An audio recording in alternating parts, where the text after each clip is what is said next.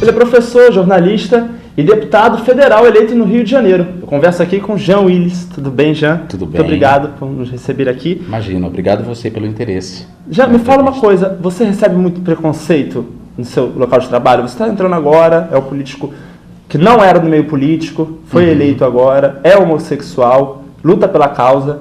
Olha, sim, eu enfrento preconceitos, assim, eu enfrento preconceitos ligados à minha orientação sexual, o fato de eu ser homossexual, primeiro, assim, tirando o Clodovil, que era um gay assumido, mas não tinha nenhum comprometimento com a causa LGBT, tirando ele, eu sou o primeiro gay assumido a entrar no Congresso Nacional ligado à causa LGBT. Isso faz com que eu sofra preconceito por conta disso, né? Ao mesmo tempo, isso é bacana porque quando a gente tem que discutir algum tema ligado à comunidade, alguma proposição legislativa, se antes os deputados tinham liberdade para falar e ofender essa comunidade, hoje eles pensam duas vezes por conta da minha presença, né?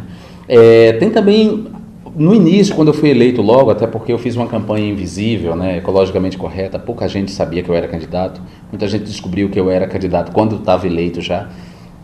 Eu fui eleito graças à performance eleitoral do meu partido, em especial a performance de Chico Alencar.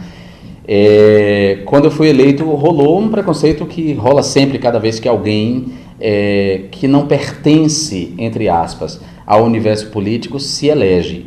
O que não deixa de ser um preconceito e uma burrice, porque, primeiro, a renovação na cena política ela é algo bom, é algo salutar. Segundo, a gente tem que parar com essa história de que a política ficou para as capitanias hereditárias, ou seja, é político quem é filho de político, quem a força da grana garantiu a eleição, quem tem curral eleitoral.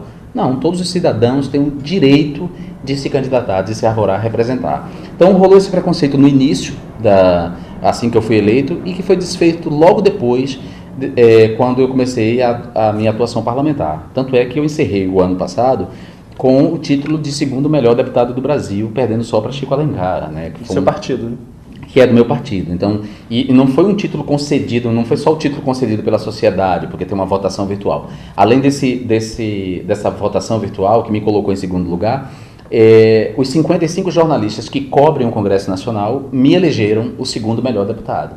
Então, isso não é pouca coisa. Isso mostra que esse primeiro preconceito foi vencido graças a uma atuação parlamentar séria, comprometida, que é que eu faço. Agora, você não era do meio político, né? Você se surpreendeu com alguma coisa, ou ainda se surpreende com alguma coisa em Brasília? Primeiro, eu acho que a gente tem que desfazer, porque eu tenho certeza que o seu blog deve ser acessado por muita gente. A gente tem que desfazer essa história de que não era do meio político. A política não é só a política institucional, sim. A política representativa, né? A política é muito mais ampla. Você nunca foi candidato. Né? Nunca tinha sido eleito, né? Então, nesse sentido. Mas é bom a gente esclarecer isso. Eu venho do movimento social, né? Eu venho do movimento gay, que depois virou movimento LGBT.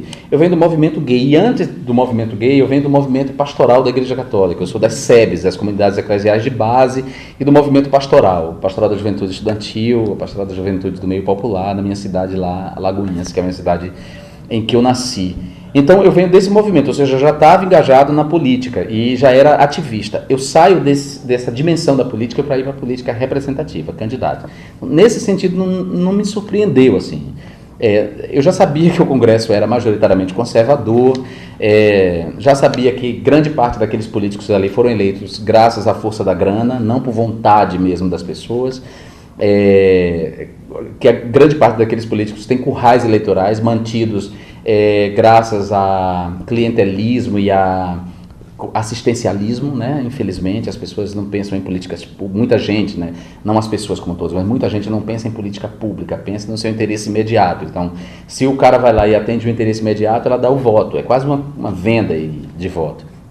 Nada disso me surpreende, porque eu já sabia disso, né? Não era uma pessoa alheia ao movimento da política, já tinha ido ao Congresso Nacional algumas vezes, na condição de palestrante, de comunicador nas audiências públicas, então não me causou surpresa, não. O que me causou surpresa, se tem alguma coisa que me causou surpresa, é a quantidade de deputados que trabalham, que é um outro preconceito que tem que ser desfeito, a ideia de que os deputados não trabalham. À direita ou à esquerda, para o bem ou para o mal, se é que a gente pode tratar a coisa dessa maneira tão maniqueísta, os deputados trabalham, entendeu? E o trabalho de um deputado não se resume ao tempo que ele dedica às comissões em Brasília, à atuação legislativa, né? Além desse tempo que ele dedica no trabalho nas comissões temáticas e nas votações em plenário, há um tempo de articulação com os movimentos sociais, com a sociedade civil. Então, eu volto de Brasília, eu cheguei de Brasília ontem à noite, eu estou aqui o dia inteiro trabalhando, já tive uma audiência com o povo de Santo, já tive uma audiência com militares que estão, né, dos militares que foram presos, parentes dos militares que foram presos durante a greve, a última greve. Já lançamos o site do Casamento Civil Igualitário, quer dizer, a sociedade civil lançou esse site e a gente fez uma reunião aqui, ou seja, é muito trabalho que as pessoas não imaginam como um deputado trabalha. E no meu caso, só para completar, tem um agravante que é o seguinte: o fato de eu ser um cara conhecido, ou seja, quando eu entrei no Congresso Nacional como deputado, eu já era uma pessoa conhecida, isso faz com que a vigilância sobre o meu mandato seja maior do que a vigilância sobre qualquer mandato, e a cobrança também. Então, a impressão que eu tenho, muitas vezes, é que eu sou o único deputado do Brasil, porque as pessoas me mandam... Um momentinho só, você vai gravar isso. Tá. Eu estou no meio de uma reunião, te ligo assim que terminar, tá bom? Tchau. Pronto, só para você ver mais um trabalho que eu tive que deixar... Então, a vigilância sobre o meu mandato é muito maior e a cobrança também. E eu recebo cobrança do REAPOC, que é o Chuí. Eu sou deputado federal, ou seja, eu trabalho para a federação, mas eu sou eleito pelo Rio de Janeiro. Entretanto, há cobranças e demandas de todos os estados do Brasil. O que não está errado, já que eu sou um deputado federal, né? O estranho é as pessoas esquecerem dos deputados dos seus estados, que representam os seus estados. Então, Jean, os homossexuais sofrem muita violência, a gente vê no noticiário o tempo todo, eles são espancados, são assassinados, e agora inclusive foram presos 2 terroristas, eu não posso chamar de outro nome, inclusive você foi ameaçado por eles também, não foi? Sim, bacana essa pergunta sua, porque existe uma correspondência não clara entre o conteúdo do site que esses dois... Deixa eu só explicar que eu não falei, mas todos devem saber, eles implantaram um site, criaram um site que incita a violência não só homossexuais, mas a nordestinos, contra a mulher, contra negros e incentivar para a pedofilia. Era um site que eles hospedaram na Malásia, foi a maneira que eles encontraram de não ser localizados, né? E alimentavam esse conteúdo. E eles fizeram ameaças de morte a mim, ameaças de morte à presidenta da República. E esse site, na verdade, ele tinha um número de acesso muito grande, e isso é que era assustador. E sabe-se hoje, a Polícia Federal descobriu que aquele assassino que praticou o massacre de Realengo, da escola em Realengo, frequentava esse site. Então, olha que coisa grave, né? Então, a gente pode dizer que em boa parte da violência que se pratica contra os homossexuais vem de pessoas que frequentam sites dessa natureza, entendeu? É muito sério. Agora, as ameaças não me intimidaram, muito pelo contrário, eu reagi de imediato, assim. Eu fiz a denúncia à Polícia Federal, eu acionei os ministérios que tratam dos direitos humanos e da justiça para que ficassem atentos, porque não se tratava de uma ameaça só a mim.